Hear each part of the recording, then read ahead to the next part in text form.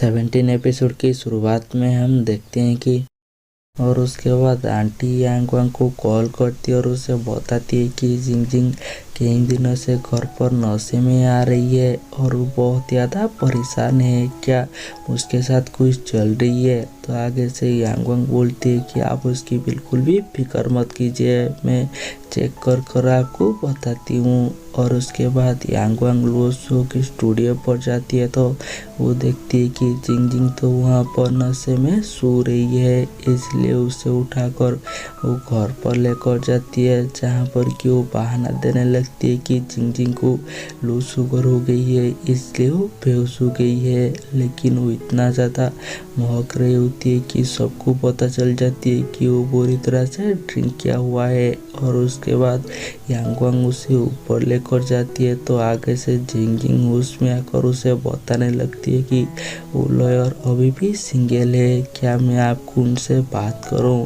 तो यांग वांग बोलती है कि कई दिनों से तुम्हारी मार नहीं लगी है, इसलिए तुम ऐसी बात कर रही हो। तो अभी उसकी मदर भी वहीं पर आ जाती है और वो यांग वांग को पूछती है कि क्या जिंग जिंग के साथ कुछ चल रही है जिसके बारे में वो हमें नहीं बता रही है। तो आगे से यांग वांग बोलती है कि आप उसकी बिल्कुल भी फिक्र मत कीजिए, आप जैसा सोच रहे हो ऐसा कुछ भी नहीं है। और जैसे ही यांग वांग नीचे जाती है तो उसकी दादी उसे अपनी पास बुलाती है और उसे पूछती है कि जिंग जिंग बोल रहा था कि कोई सिंगल है, क्या तुम्हारी किसी के साथ चक्कर चल रही है। तो आगे से यांग वांग बोलती है कि ऐसा कुछ भी नहीं है, उसे गलतफहमी हुई है। और यांग वांग काम की बहाना देखकर वो यहाँ से चली जाती है। और दूसरी तरह एंजी यांग वांग के पास पहुंचा हुआ होती है उसे अपनी सारी दुखड़ा बताने के लिए, और यांग वांग भी उसे अपनी सारी दुखड़ा बताने लगती है। और दूसरी तरह जिलिंग जैसे ही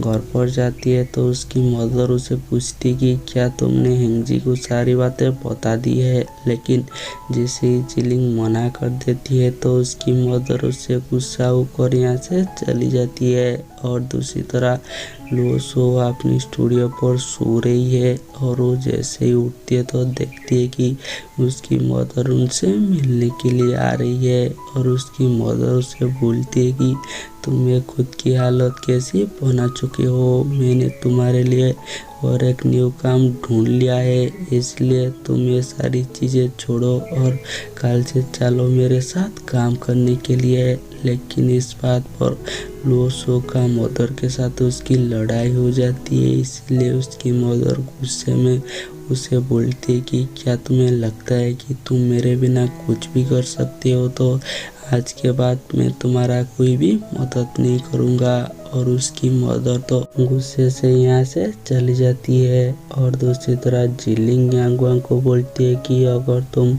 लॉयर लियाओ के साथ काम करोगे तो लोग तुम दोनों के बारे में हमेशा से बात बनाएंगे, क्या मैं अभी भी उन्हें कॉन्ट्रैक्ट भेज दूंगा। तो आगे से यांग वांग बोलती है कि तुम उन्हें ऐसे कॉन्ट्रैक्ट भेजना जिससे कि वो कभी भी मना ना कर पाए। और दूसरी तरह लॉयर लियाओ जैसे ही काम पर जाती है तो देखती है कि एमी उससे पहले ही आ गई है, तो उसे पूछती है कि आज तुम इतना जल्दी कैसे आ गई। तो आगे से एमी बताती है कि मैं कल से यहीं पर हूँ और मुझे ऐसा लग रही है कि लॉयर चैन ने तुम्हारे बाद मुझे चुन लिया है काम देकर सताने के लिए। तो आगे से लॉयर लियाओ बोलती है कि जब तक तुम परमानेंट नहीं हो जाते तब तक तुम ये सारी चीज़ सह लो।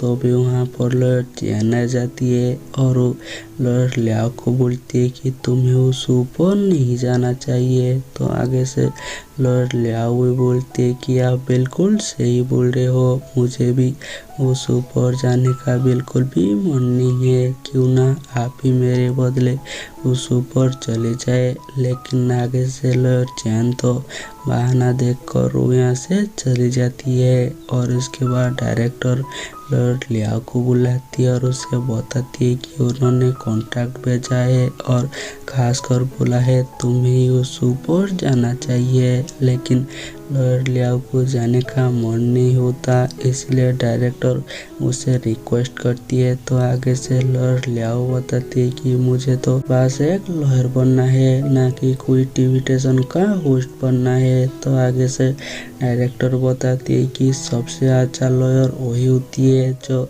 सबसे अच्छा मीडिएट कर पाते हैं। अगर तुम उसी स्टेशन पर जाते हो तो वहाँ पर तुम्हें बहुत सारी चीज़ें सीखने के लिए मिलेगा, और ऐसे भी लॉर्ड चियान ने भी अलाउ कर दिया है तुम्हें वहाँ पर जाने के लिए, इसलिए लॉर्ड लियाओ भी उनके साथ काम करने के लिए मान जाती है। और दूसरी तरह डिंग डिंग कुछ सामान खरीदने के लिए क्या होती है, लेकिन वो गलती से ज़्यादा पैसा भेज देती है जिसका कि वो हिसाब नहीं कर पाता। तो भी वहाँ पर एक छोटा बच्चा डिंग डिंग का मदद करती है, और जैसे ही डिंग डिंग जाने वाला होती है तो छोटा बच्चा बताती है कि मैं यांग वांग से मिलने के लिए आई हूँ क्योंकि वो मेरी मॉम की बॉयफ्रेंड है। इसलिए डिंग डिंग उससे यांग वांग के पास लेकर जाती है तो उसे पता चलती है कि उसका नाम भाव भाव है और उस स्कूल से चुप कर आई है।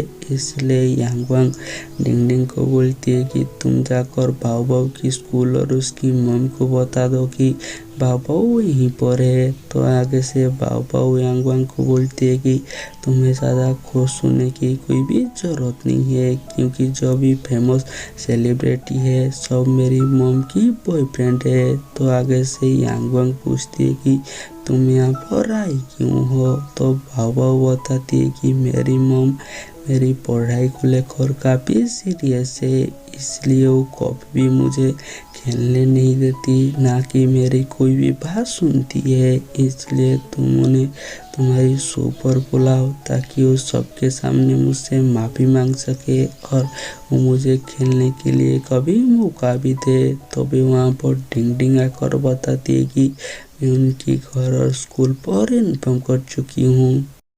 और यहीं पर हमारी एपिसोड ख़त्म हो जाती है और हम मिलेंगे जल्दी नेक्स्ट एपिसोड में।